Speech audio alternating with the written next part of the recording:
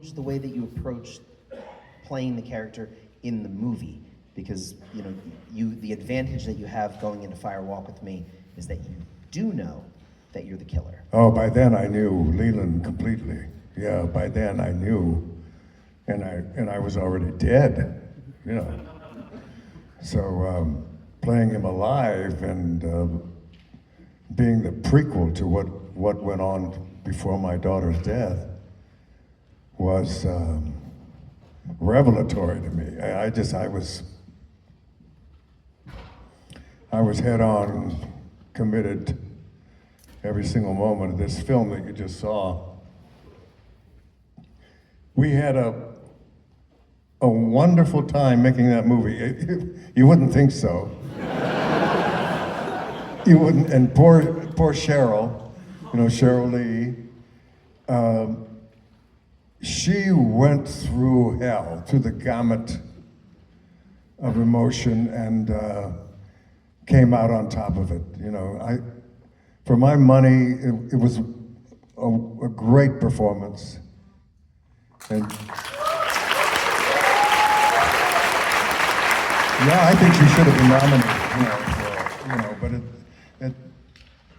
at that time, people weren't looking kindly on Fire Walk with Me. I remember when the movie came out and we're at the Cannes Film Festival, it got booed for about 15 minutes.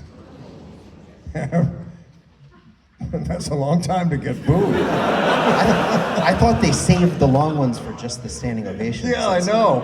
You'd think that. A shame to hear that they do it with the boos, too. They reserve their long ones for boos. We've been saving this one up. Yeah, the Cannes audience hated it, and for a long time that seemed to be the consensus, and it took years and repeated viewings to realize this was David's masterpiece.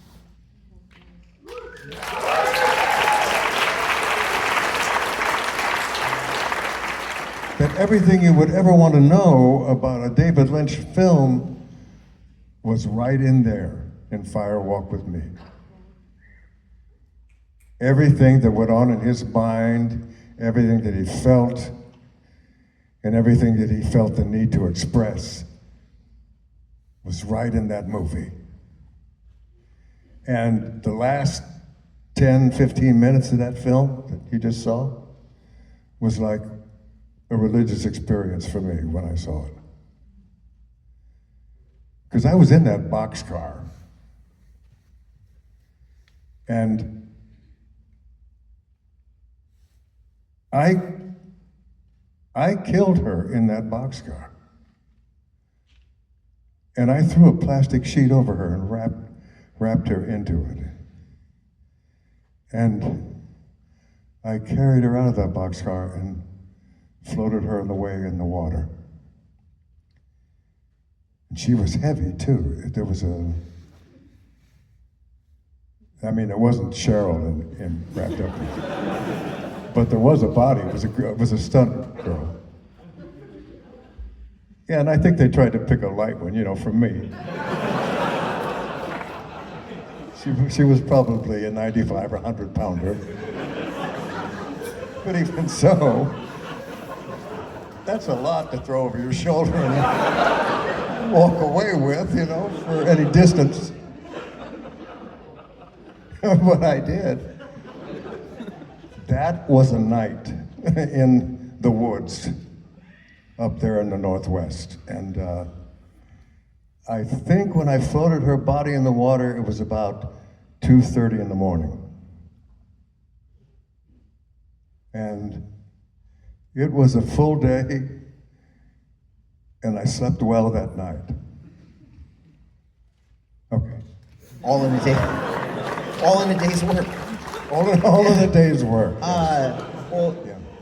We were staying in this motel, the Red Lion Inn, a kind of a cheap motel, but the whole cast and crew were there, including David. He stayed in the same motel. He didn't, he stayed with us. So we were all there. We were all taking over that Red Lion Inn motel, and that was an experience also. That certainly added to the dreadful feelings that we had in the woods. That motel. Do you guys want a moment of levity? Yeah. Okay. So, someone who works here stole my lunch from the employee refrigerator. Can I get pit lights real quick? I want to use the Tibetan methods to figure out who stole my lunch. Stole your lunch? Yeah, stole my lunch. So I'm starving. Okay. Right over there, there is a bottle sitting on Dennis Scott's beautiful organ on the bench. If there's a spotlight, I would love to get that right on that bench right there. Wait a minute. The spotlight on that beautiful organ. It's an empty bottle. It's an Okay. empty bottle. Yeah, I appreciate that. You having care for... That's cool. He could have just said, let's do it. I'm going to say the names of people that I work with and my relationship to them, and I want you to throw these rocks at that water bottle, and if you hit one, I know who stole my lunch. All right, he's trying to pull some David Lynch stuff on me right here. All right. All right. First up is Hannah, tonight's projectionist. Hannah. Hannah's safe. I used to be a catcher too, you know. That's the second baseman's glove. Going down. Okay. All right. Charlie, the front manager. Charlie Charlie. or Charlene? Charlie. Charlene. His name's Charlene now. Okay. Charlene.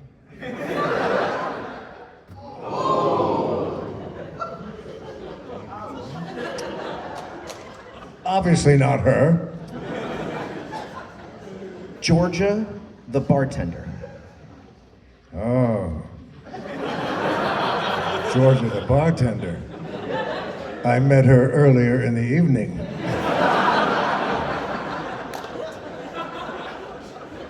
Okay. Georgia.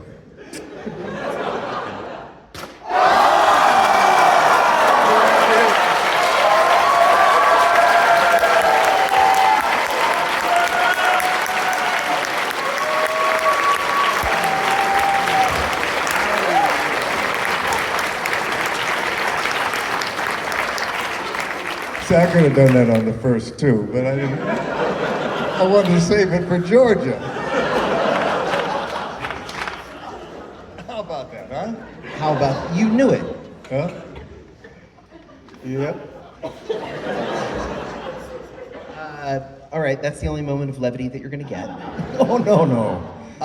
The end of that movie never gets easier. Yeah. Feeling safe on set is very important.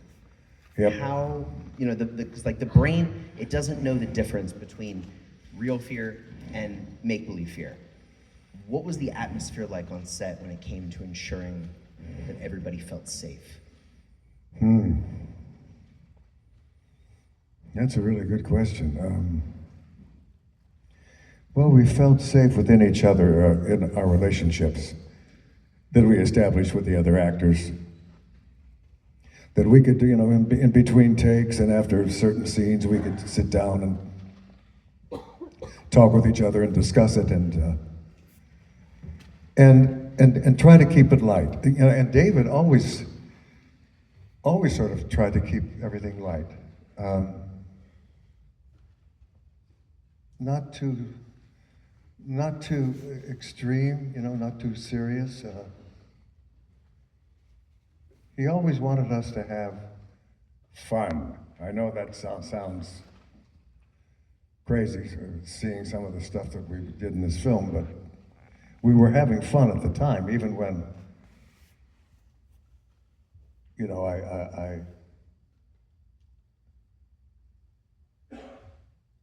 I beat up Jacques Renault and I kicked him. And then I got my daughter and the other girl and put him on a leash and ran him through the woods. And it looks like terrible stuff, but we were actually having fun. Yeah. Speaking of fun, is there a good reason why the missing piece of you teaching Grace Zabriskie and Cheryl Norwegian didn't make the movie? I don't know why not. I have no idea. Well, I know that the original cut, David's original cut of the film, was about 5 hours long. Which was about 2.5 hours longer than the producers of the film wanted it to be. And so they insisted on chopping it down, and of course in that chopping, they cut out a lot of good stuff, you know, that I would have preferred to see in the film.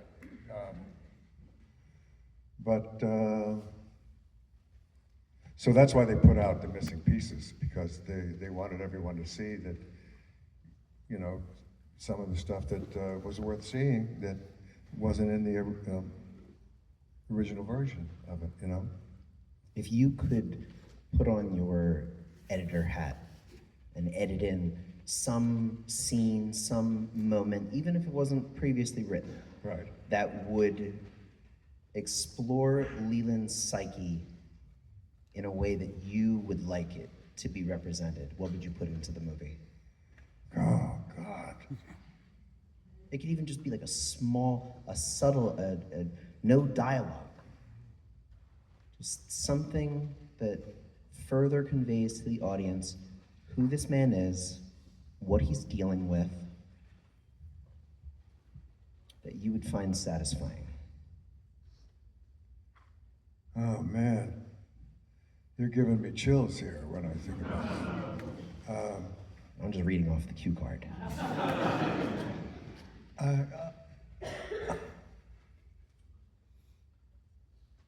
I don't know. I think I pretty much.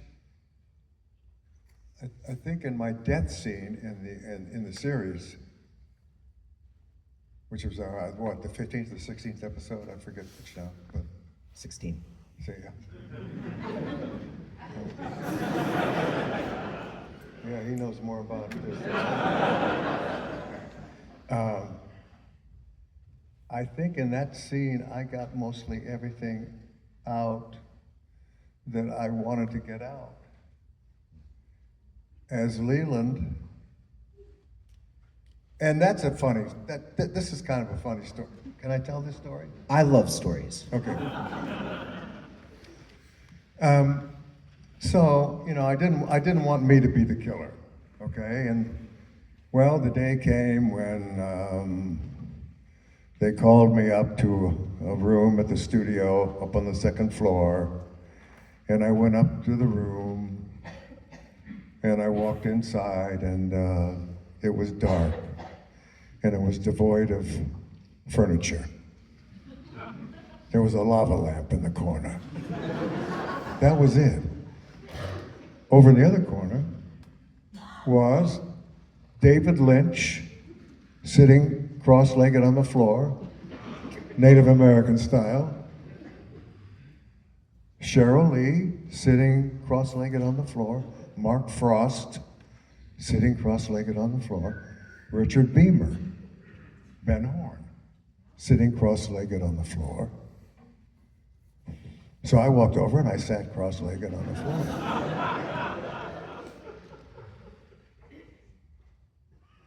I'm wondering what's going to happen here. David leans over, touches me on the knee, and he says, "Ray, it's you. It's always been you."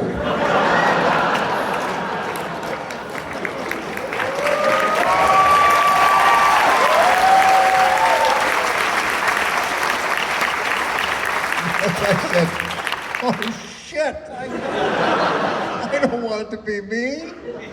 I'm going to have to leave town, or I'm going to die, or I'm going to go to jail, or something."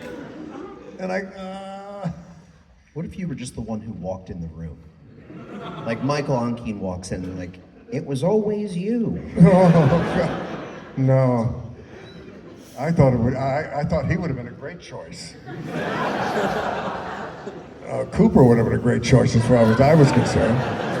Or Ben Horn, not me. And David said, Ray, it's going to be a beautiful thing. and then he went on to explain it to me. You know, that I was going to die in Cooper's arms, my favorite FBI agent. That's another long story. We'll maybe save that for another time. But my favorite FBI agent, and he was going to be reciting the Tibetan Book of the Dead, and I was going to be looking down a long, dark tunnel, and at the end of that tunnel, there would be a bright light, and in that bright light would be my daughter Laura, holding out her arms to me, forgiving me.